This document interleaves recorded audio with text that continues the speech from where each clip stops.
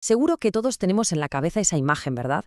La del emperador Nerón, con su lira, tocando tan tranquilo mientras Roma, la gran capital del mundo, arde hasta los cimientos en el año 64. Es como la definición perfecta de un tirano al que no le importa nada. Pero, ¿y si todo eso no fuera verdad? ¿Y si esa escena que hemos visto en 1000 películas y leído en otros tantos libros fuera simplemente un cuento muy bien montado? Pues bien, vamos a desentrañar lo que pasó de verdad en aquella noche de verano, porque la historia real es una mezcla fascinante de desastre, de política y sobre todo de propaganda que ha llegado hasta nuestros días. Antes de nada, para entender el incendio tenemos que viajar en el tiempo, a la Roma de esa época, y hay que olvidarse de la imagen de una ciudad toda de mármol reluciente. La realidad era mucho más caótica y sobre todo peligrosísima. A ver, imaginemos la escena.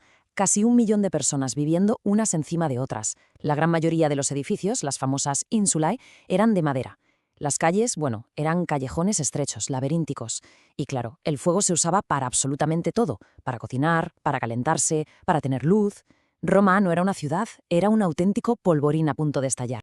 Y claro, con ese panorama, el desastre estaba servido. Así que vamos a ver cómo se desató el infierno en una de las catástrofes urbanas más famosas de la historia. Todo arranca la noche del 18 de julio, en una zona de tiendas pegada al Circo Máximo. El viento de ese día hizo que las llamas corrieran a una velocidad de pesadilla.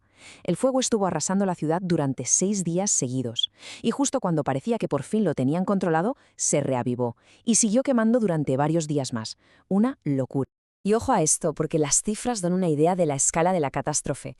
De los 14 distritos que tenía Roma, solo 4 se salvaron. 3 quedaron completamente calcinados, borrados del mapa, y otros 7 sufrieron daños terribles. La ciudad era básicamente un montón de ruinas humeantes. Bueno, y aquí es donde la cosa se pone interesante. ¿Qué hacía Nerón mientras su capital se convertía en cenizas? Porque la historia que nos han contado choca de frente con lo que dicen las fuentes de la época. La postal, el mito, ya lo conocemos. Nerón en Roma, con su lira, como si nada. Pero la realidad, según historiadores como Tácito, que por cierto no era muy amigo suyo, es que Nerón ni siquiera estaba allí. Estaba en su villa de Ancio, a unos 50 kilómetros. De hecho, nada que ver con esa imagen de pasotismo. En cuanto se enteró, volvió a Roma a toda prisa. Y no se quedó mirando. Abrió sus propios jardines y edificios para acoger a la gente que se había quedado sin casa, organizó el reparto de comida para que nadie muriera de hambre y se puso a planificar la reconstrucción casi de inmediato. Entonces, la pregunta es obvia. Si Nerón actuó como un líder, ¿de dónde sale su fama de pirómano? Pues como casi siempre en la historia, la respuesta está en la política y en la necesidad de encontrar un culpable. A ver, a pesar de sus esfuerzos, el run-run en la calle no paraba. Nerón no era precisamente popular entre la élite de Roma, y su plan de construir un palacio gigantesco, la famosa Domus Aurea, justo donde todo se había quemado, pues solía un poco a chamusquina. La gente empezó a pensar, ¿y si quemó la ciudad a propósito para hacerse su palacio nuevo? La presión era enorme. Así que Nerón hizo lo que muchos líderes acorralados hacen, buscar un chivo expiatorio. Alguien a quien echarle el muerto para desviar la ira de la gente y salvar su propio pellejo. ¿Y quiénes fueron los elegidos? Pues un grupo perfecto para cargarles el muerto. Los cristianos. Eran una minoría, no los conocía casi nadie y ya se les miraba raro por sus costumbres. Se les acusó oficialmente del incendio, y eso dio comienzo a una de las persecuciones más brutales de la historia de Roma. Vale, entonces ya tenemos todos los ingredientes. La tragedia, la reacción real del emperador y un culpable a medida. Pero falta la pregunta clave. ¿Cómo es posible que esta mentira se convirtiera en la historia oficial que ha durado 2000 años? Pues fue como seguir una receta para crear un villano perfecto. Coges un emperador con muchos enemigos en el Senado, le añades un proyecto de construcción que parece sospechoso, y lo dejas macerar con los escritos de historiadores como Tácito o Suetonio, que eran de esa misma élite y escribieron décadas después con ganas de dejarlo por los suelos. El resultado, un mito tan potente que se acaba convirtiendo en un hecho histórico. Al final es que esta frase lo clava. La historia que conocemos de Nerón no es un retrato fiel, es una caricatura pintada por sus enemigos políticos.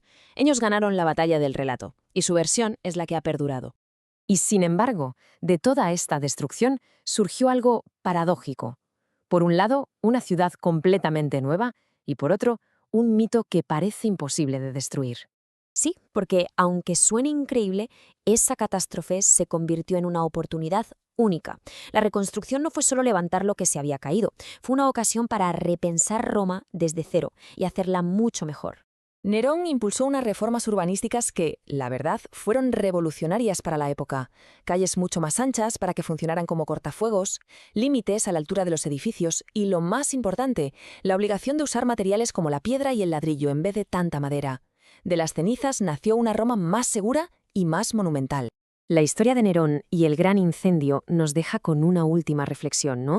Nos obliga a preguntarnos, ¿cuántas de las cosas que damos por sentadas en la historia son en realidad mitos como este, muy bien contados, que han sobrevivido simplemente porque la historia la escribieron los que ganaron?